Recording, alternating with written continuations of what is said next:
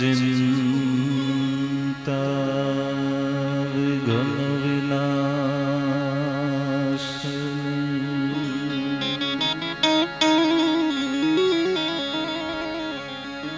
मां कमलासनी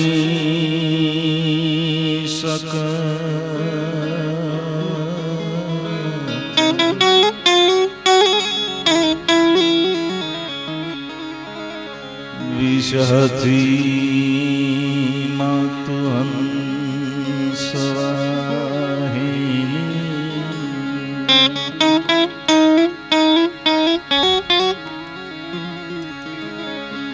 माता दुर्गा हे हमने दे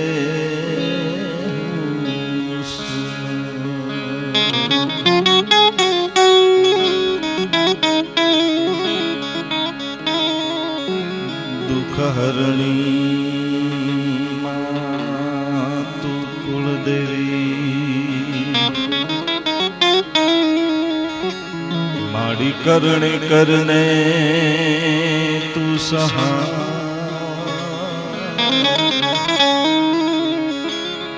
जाहर जग मातु जो गणी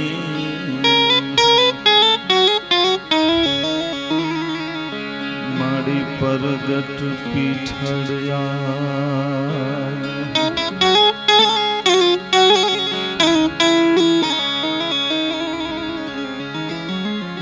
तो जे कर लयान ते जालियों मारिया रंग आंगलियों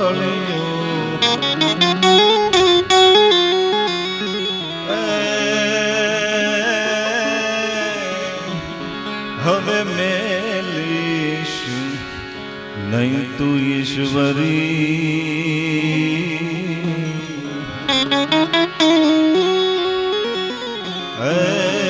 हमारी पापा पगलियों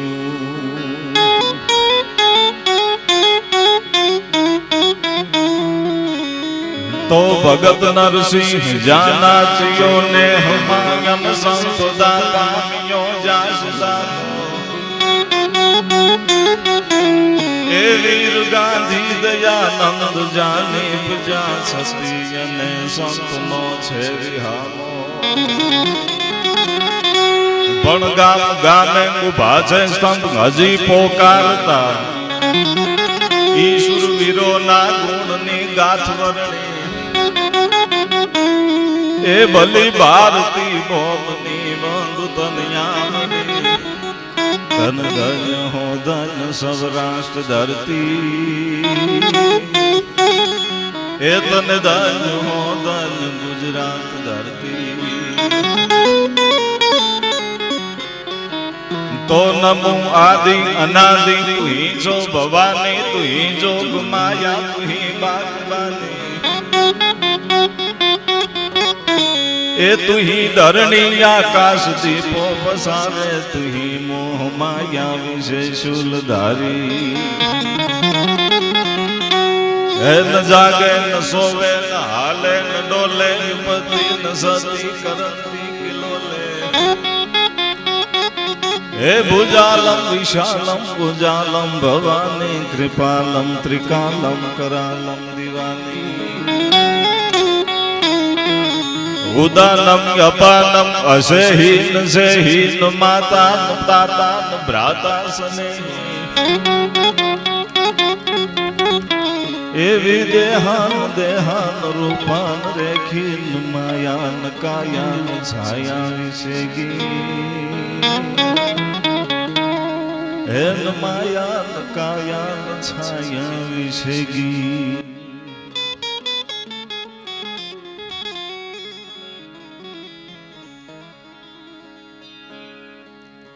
नेक टेक अने धर्मनी ज्या पाणे पाणे वात एवा संत सुरा निपजावती अमारी होरठनी अमीराज एवी आ सौराष्ट्રની ડીંગી ધરા અને એમાંય ગાંડી ગીર સૌરાષ્ટ્રની ધરતીના પેટાળમાં હજારો વર્ષના જૂના ઇતિહાસો આ હંગરાઈને પડ્યા છે. કોની વાત કરવી ને કોની ન કરવી બાપુ. એટલા સંતો, એટલા મહાપુરુષો, એટલા શુરવીરો, ચારે બાજુ જ્યાં નજર કરો ત્યાં ઈ આ ધીંગી ધરા, સોરઠ ધરા સોહામણી, અને જ્યાં ગાંડી ઘેઘુર ગીર, ઈ હરવા હતા ધારમાં અમારો પરગટ ગીગડો પીર. ઈ જે દેહાડ્યું જગ્યાઓ છે, જે મારા તમારા મહાપુરુષો છે બાપુ, પેલાના ઋષિ મુનિઓ હજારો વર્ષ સુધી તપસ્યા કરી છતાંય એને ભગવાન નથી મળ્યો, એને નામના નથી મળી. પણ જેણે ગાયોની સેવા કરી, જેણે પોતાના ગુરુની સેવા કરી, જેણે ગરીબોની સેવા કરી, જેણે અન્નક્ષેત્ર ચલાવ્યા ને એને હવે કોઈ દી દુનિયા ભૂલવાની નથી. એનું નામ અમર થઈ ગયું છે આ દુનિયામાં. જે આપણે જે ધરતીમાં બેઠા છીએ ઈ ભક્તિની મૂર્તિ માં વાલબાઈ, અને જીવનમાં મોટામાં મોટો મંત્ર શીખવે છે ઓ વાલબાઈ. આપણે બધા ભણી ભણીને ઊંધા પડી ગયા તો ન્યા સુધી પોગવાના નથી. એક અભણ અને ગામડાની બાઈ વિચાર તો કરો, આ સંસારના મોહમાંથી ઈ છોડાવી શકે. જેમ માં ગંગા સતીએ 52 દિવસની અંદર પાનબાઈને પાવન કરી દીધા, ઈશ્વરના દર્શન કરાવી દીધા, પણ એને તો 52 દિવસ લાગ્યા બાપુ. પણ માં વાલબાઈ અને ભગવાન બાપુ જદી ઈ પોતાના ખેતરની માલપા વૈશાખ મહિનાનો ઈ ધોમ દખેલો તડક્યો, અને ઈ તડક્યામાં ઈ ઝાડા ખોદતા હતા ને વિંટોળિયો આવ્યો, અને ઈ વિંટોળિયામાં ઈ બોરડીનું ઝાડું છે ઈ ઉડી અને જેદી ભગવાન બાપા ઉપર પડ્યું, અને તેથી ભગવાન બાપાએ માં વાલબાઈને હાથ કરીને કીધું કે આ ઝાડામાંથી મને કાઢો. અને તેથી માં વાલબાઈ જે શબ્દ બોલ્યા છે આપણે જીવનમાં ઉતારવા જેવો છે. માં વાલબાઈએ કીધું કે આ ઝાડમાંથી કાઢવા વાળી હું કોણ? ઈ તો હતા ધારનો આપો ગીગો જ આ ઝાડમાંથી કાઢે, બીજું કોઈ કાઢી ન શકે. એક શબ્દ કીધો અને આખા જીવનનું પરિવર્તન થઈ ગયું, અને આખી જિંદગી હતા ધારમાં જેને ટેલ કરી, જેને સેવા કરી, એટલે તો એને ભક્તિની મૂર્તિ કેવી પડે. એક જ દિવસમાં માણસના જીવનની અંદર પરિવર્તન લાવી શકે એટલું નહીં, પણ ઈ જ દિવસે ઈ ધોમ દખેલો તડક્યો હતો, અને ભગવાન બાપા જદી પાણી પીવા માટે ગયા, અને ઈ કાગડાએ પાણી પીવા માટે જે માટલું હતું એ માટલાને ચાંચ મારીને ફોડી નાખેલું, ને પાણી ઢોળાઈ ગયું. આ વાલબાઈ માના જીવનની એક એક વાતો છે ને એ આપણા જીવનમાં ઉતારવા જેવી છે બાપુ. ઈ પાણીનું માટલું ઢોળાઈ ગયું એટલે ભગવાન બાપા ઈ નદીમાં ઈ પાણી ભરીને લાવ્યા, અને બે જણાએ પાણી પીધું ને આમ આકાશમાં ભગવાન બાપાની નજર ગઈ, ધરતીમાંથી ઝાંઝવા બળતા હતા, અને ઉપર જે પંખીડા હતા ને એને એમ લાગતું હતું કે ઈ પાણી છે. ઈ પાણીને પામવા માટે એની પાછળ જાય, પણ પાણી હાથમાં આવે નહીં, અને ભગવાન બાપાની આંખોમાંથી આહુડાની ધાર થઈ ગઈ. માં વાલબાઈ પૂછે કે ભગત કેમ આંખમાંથી આહુડા જાય? કે આ પંખીડાની મને દયા આવે છે. કે કેમ કે ઈ આ જે ખોટી જે ઝાડું બળે છે ને, ઝાંઝવા બળે છે ને, એને ખબર નથી કે આ સાચું પાણી નથી, આ તો ખોટું છે. ગમે એમ એની પાછળ જાય તો એને પામી હકવાના નથી. આ તો ઝાંઝવાના પાણી, માયા ખોટી બંધાણી, એ વાત અહીંયા આવે. અને માં વાલબાઈએ એટલું કીધું કે ભગત આપણા જીવનમાં બધું એવું જ છે, કે એવું છે કે આપણે ખોટા સંસારના મોહમાં તણાતા જાય છીએ, ઈ કાંઈ હાથમાં આવવાનું નથી. અને પછી હતા ધારની વાટ પકડી હતી, એના જીવનમાંથી એક એક વાત લઈ લ્યો. અને સૌરાષ્ટ્રની ધરતીની એક મહાપુરુષોનો લઈ લો, જલારામ બાપાને લઈ લો, અને સતાધારમાં જેણે જેણે સેવા કરી બાપુ, એને લગભગ નામ બધાયના અમર થઈ ગયા. અમારે ત્યાં નોંગણવદરની બાજુમાં બાપુ કાળુ બાપુ હળમતિયા, જેણે હતાધારમાં ઈ પાડા પીરની સેવા કરેલી. શ્યામજી બાપુએ કીધું કે આ છાલ છે ને પાડા પીરને જે ઓઢાડેલી છે ને લેતો જા, અને તું હવે જ્યાં જા ત્યાં દીવા બળશે. ભલા માણસ, જ્યાં જાશ ત્યાં દીવા પ્રગટશે. અને કાળુ બાપુ નીકળી ગયા હતા અને મુનિ આશ્રમમાં એ હળમતિયા ગયા.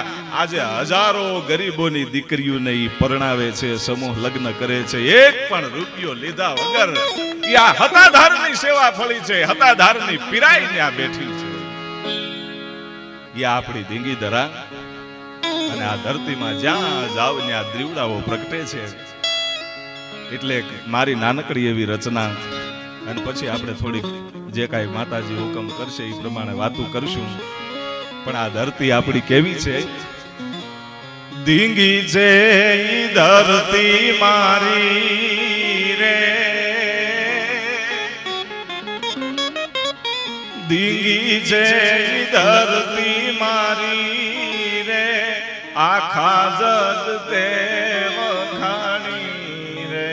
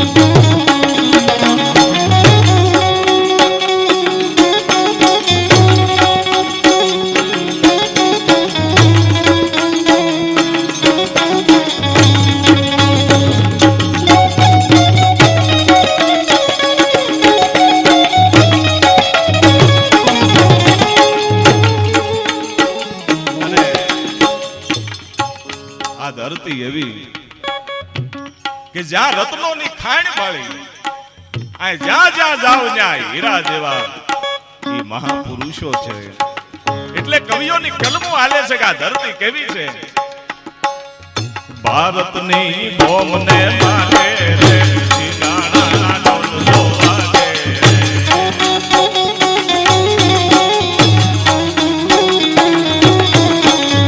ભારતની ભૂમને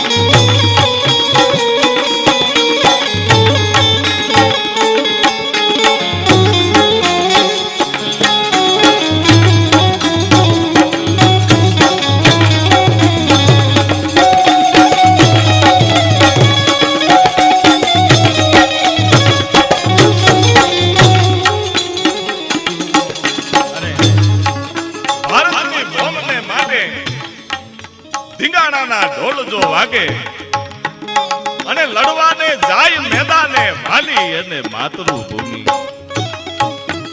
આ કડી બાપુ ભાવનગરની બાજુમાં જીજીનું વાળુકડ નામનું ગામ છે,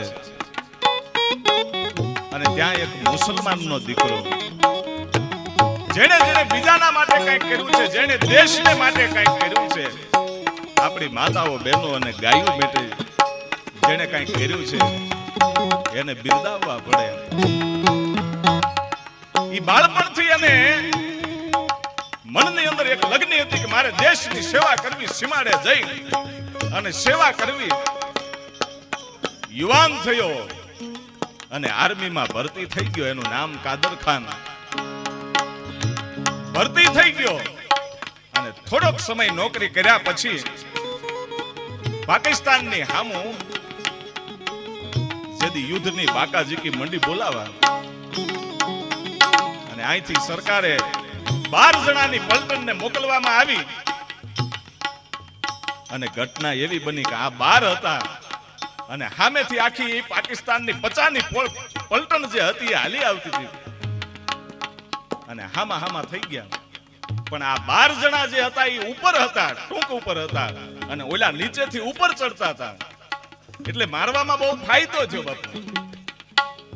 પણ મારતા 25 જણાને તો માર્યા. પણ એ વખતે અહીંયા 12 માંથી 11 જણા તો શહીદ થઈ ગયા હતા. આપણા ભારત 11 શહીદ થઈ ગયા. કાદર ખાન એકલો વજ્યો અને સરકારનો ઓર્ડર આવી ગયો કે તમે જીવ બચાવી અને નીકળી જવું હોય તો નીકળી જાઓ. પણ વિચાર કરે છે કે આ ધરતીને બચાવ્યા વગર નીકળી જાઓ તો મારી જનતાનું ધાવણ લાજ્યું કહેવાય. ભલા માણસ હવે ભલે મરી જવું પડે, મરી જવાનું છે નક્કી જ છે. ઘણી ગોળીઓ વાગી છે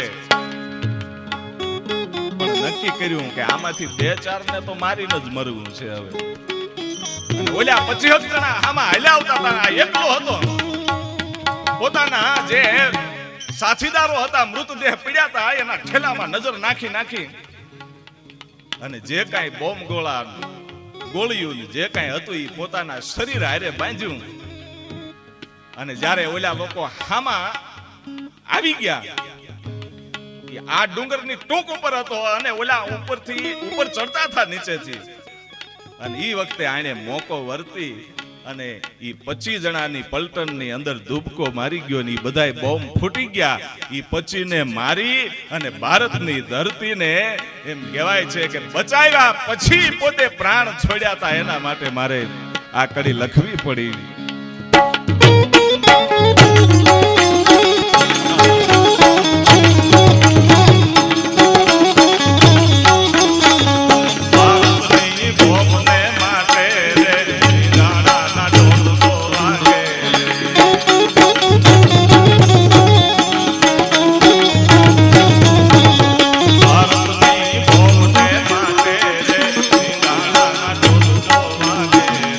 લડવા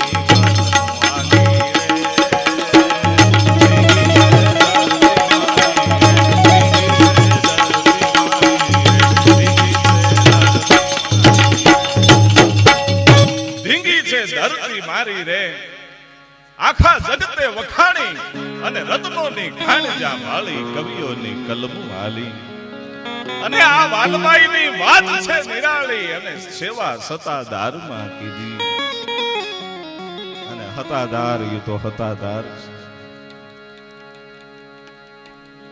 જેણે ગુરુના વચનોને પાળ્યા હોય. વિચાર તો કરજો દીદી, આમ વાલબાઈમાં બેઠા છે અને હામાં આપા ગીગા બેઠા હતા અને આમ હવાર પડવું થઈ ગયું હતું અને આપા ગીગાએ માં વાલબાઈને ઊભા કરીને એટલું કીધું હતું કે એકાદું પાત્ર લેતા આવો, એકાદું પાત્ર લેતા આવો, મને હમણાં ઉલટી થશે, મારે દેહ છોડવાનો સમય થઈ ગયો છે. વાલબાઈ તો હજી વિચાર કરે ન કરે પેલા આપા ગીગાએ કીધું કે વાલબાઈ ઉતાવળ રાખજે, એકાદું પવિત્ર પાત્ર લેતી આય. અને તેથી કાંઈ પણ વિચાર કર્યા વગર વાલબાઈ આમ ખોબો ધરી દીધો કે બાપુ આનાથી પવિત્ર પાત્ર હવે દુનિયામાં ક્યાં ગોતવા જાવ. ઈ ખોબો ધરી દીધો અને આપા ગીગાએ એમાં ઉલટી કરી અને પછી આપા ગીગા બોલ્યા હતા કે ધ્યાન રાખજો આના ટીપા ક્યાંય પડે નહીં, નહીતર જ્યાં ટીપા પડશે ત્યાં દીવા થાય. ઈ તો પીરાય હતી ભાઈ. અને આપા ગીગા કહે છે કે આ જે ઉલટી છે ને એ હારી જગ્યાએ નાખજો. અને તેથી વાલબાઈએ કઈ વિચાર ન કર્યો. પોતાના ગુરુ ઉપર કેટલો ભરોસો હોય એનું આ સાક્ષાત પ્રણામ છે, આ પ્રમાણ છે. મને તમને આપે છે વાલબાઈમાં કે ઈ ક્યાંય ઉલટી ફેંકી નહોતી પણ પોતે ઘટ ઘટાવી ગયા હતા, ઈ ઉલટીને પી ગયા હતા. ઈ ગુરુ ઉપર વિશ્વાસ કેટલો હશે. અને પછી એમ લાગ્યું કે આ હાથમાં ચોટ્યું છે ને રગેડા ઉતર્યા છે, ટીપા ધરતી ઉપર પડી જાય તો, અથવા તો હાથ ધોવા જાઓ અને ન્યા પડે તો. પોતાના વાળમાં ઈ હાથ લૂછી નાખ્યા હતા પણ ટીપું ક્યાંય પડવા નહોતું દીધું ને, એટલે અહીંયા આ પીપળાના પાંદડે દીવા પ્રગટ્યા હતા. ઈ આ પીરાય છે. દીવા ક્યારે પ્રગટે, ગુરુ ઉપર વિશ્વાસ ક્યારે જાગે? જ્યારે સંપૂર્ણપણે પોતાના ગુરુ ઉપર વિશ્વાસ આવી જાય, નિસ્વાર્થ ભાવથી વિશ્વાસ આવે. અને આપો ગીગો એટલે જેવો તેવો નહીં. મને એક વાત યાદ આવે છે બાપુ કે આમ હમી હાંજ પડવું થઈ ઈ વખતની આ વાત. પણ ઈ પેલા ઈ વાત કરું કે ભગવાન રામ છે, ભગવાન કૃષ્ણ છે, ઈ આપણા બાપ છે, એનો કોઈ હું વિરોધ ન કરું. પણ એના મંદિરે જાવ ને તો ક્યારેક એકાદો પ્રશ્ન કરજો કે બાપ, હે રામ, તમે શબરીના હેઠા બોર ખાઈ લીધા અને દુનિયામાં વિખ્યાત થઈ ગયા, આખી દુનિયા તમને ભગવાન કઈ પૂજે. હે કૃષ્ણ, તમે વિદુરની ઘેરે જઈ અને ઈ કેળાની છાયલું ખાઈ લીધી. ભક્તના પ્રેમમાં ઈ ભાવુક થઈ અને ભગવાન કૃષ્ણએ કેળાની છાયલું ખાઈ લીધી. આ દુનિયામાં ભગવાન તરીકે ઈ પૂજાઈ ગયા. પણ એને ક્યારેક કહેજો કે ભલા માણા એકવાર સૌરાષ્ટ્રની ધરતીમાં આટો તો માર, અમારા સંતોની સામું નજર તો કર. કેળાની છાયલું ખાઈ શકાય, કોઈના હેઠા બોર ખાઈ શકાય, પણ ઈ દિવસ આસવાનું જ્યારે સમય હતો અને ગાંડી ગીરમાંથી આપા દાનાને નીકળવું ભાઈ, ઈ પોતાનું ઘોડું લઈ અને ધીરા હાલ્યા જતા હતા. અને એમાં ઘોડું જ્યારે ભડક્યું ત્યારે એમ લાગ્યું કે અહીંયા કઈક જનાવર હશે. એટલે ઘોડેથી હેઠા ઉતરી અને બાપુએ જ્યાં નજર મારી ત્યાં તો કોઈ 18-19 વર્ષની દીકરી બેઠી હતી, માથામાં વાળ નહોતા. અને આપા દાના ગડગડતી દોટ મૂકીને એની પાસે ગયા અને દીકરીએ આમ હાથ કર્યો, બાપુ ઉભા રહી જાયજો, મારી પાસે આવતા નહીં. અને ત્યારે દાન બાપુએ એટલું કીધું કે બેટા, હું તો સાધુ છું, મારાથી ડરવાનું ન હોય. કે બાપુ, હું તમને ઓળખું છું, તમે ચલાલાથી દાન બાપુ છો. કે તો બેટા મને પાસે આવવાની ના હું કેમ પાડે છે? કે બાપુ, તમારાથી ડરતી નથી, પણ એવી રીતે ડરું છું કે મારો જે માથામાં ઉંદરીનો રોગ થયો છે એનો રોગ તમને ન લાગે, એનો ચેપ તમને ન લાગે, એટલા માટે હું તમને દૂર રહેવાનું કહું છું. બાપુ, મારાથી દૂર રહ્યો. છતાંય દાન બાપુ પાસે જઈને એટલું કીધું કે બેટા રોગ થયો છે એ વાત તો હાજી, પણ દી આથમવું થઈ ગયો છે. હવે ઘેરે નથી જવું, અહીંયા જંગલમાં આવવાનું કારણ શું? અને તેદી એ દીકરી એટલું બોલી હતી કે બાપુ મારા માવતર અહીંયા મને મૂકી ગયા છે. હે કે મારા માવતર મને અહીંયા મૂકી ગયા છે કે બેટા તારા માવતર ને તારી કઈ દયા ના આવી, તને જંગલમાં મૂકી ગયા? કે નહીં બાપુ, મારા માવતર નો વાક નથી હો.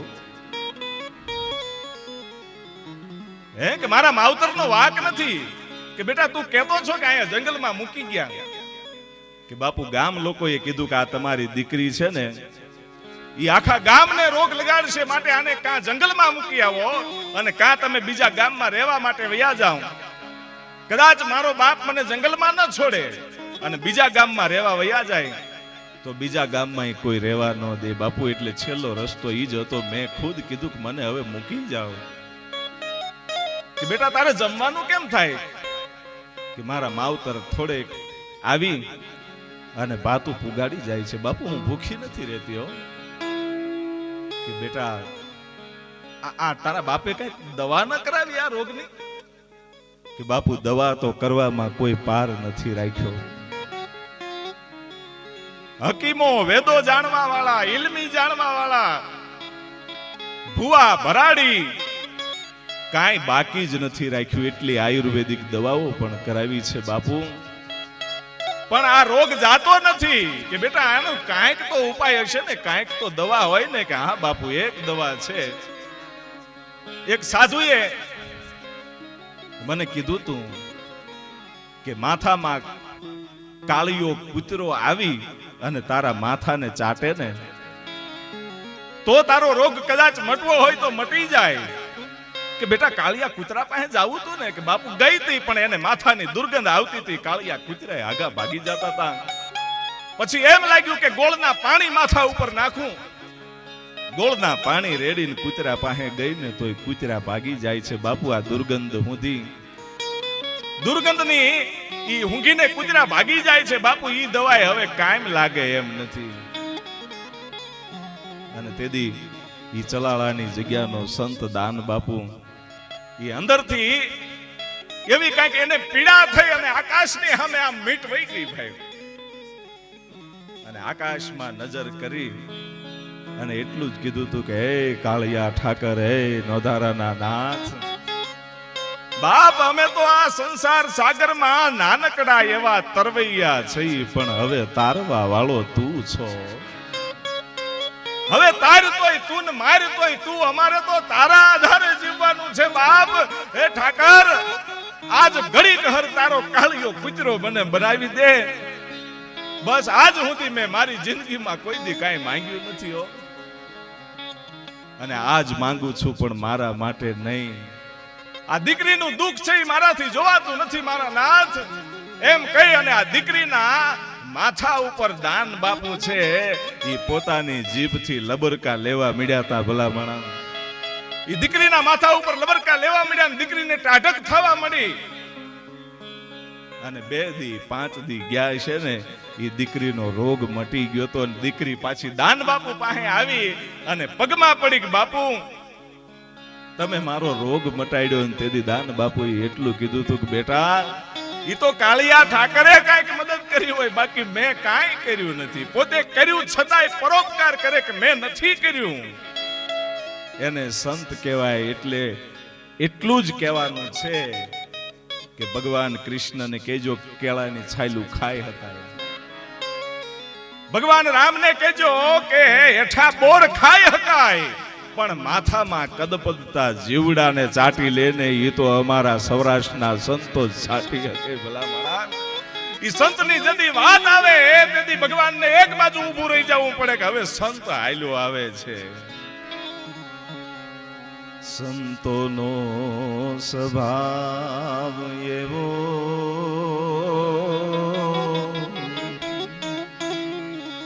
એ જનેતાની ગોદ ન લેવો. એક ડગલું મેં હેજી આગળ બાલ્યાન જનની થી જગસન હેજી એક ડગલું મેં આગળ બાલ્યાન જનની થી જગસન પણ માં તો ઉડાવે ને સંત જગાડે એને ભેળવી દે ભગવંત સંતોનો એ સંતોનો સ્વભાવ છે જનેતાની ગોદના જેવો. કવિ અહીંયા બહુ સરસ વાત કરી કે સંતોનો સ્વભાવ છે એવો જનેતાની ગોદના જેવો માનો ખોળો જેવો હોય એવો સંતોનો સ્વભાવ હોય. પણ માં કરતા એક ડગલું સંતને આગળ કહેવામાં આવ્યા. પણ માં એ તો માં છે, માં જેવું કોઈ થઈ ન શકે તો સાધુને એક ડગલું આગળ શું કામ કીધા? કારણ કે માં છે ને એ પોતાના દીકરાને કદાચ એક થપાટ મારી લે પણ સાધુ કોઈ દી મારે નહીં. માં છે એ હાલડા ગાય અને પોતાના દીકરાને સંસારમાં હુડાવી દે પણ એ હુઈ ગયેલાને જગાડવાનું કામ તો એ સાધુ કરે છે. એટલા માટે સંતોને એક ડગલું આગળ કીધા છે. પણ આવી તો હજારો વાતો આપણા ધરતીની અંદર પડી છે અને આગળ પણ એવી આપણે સરસ મજાની વાતો કરીશું. પણ કલાકારો હજી આપણે બાકી છે એટલે સમયની મર્યાદા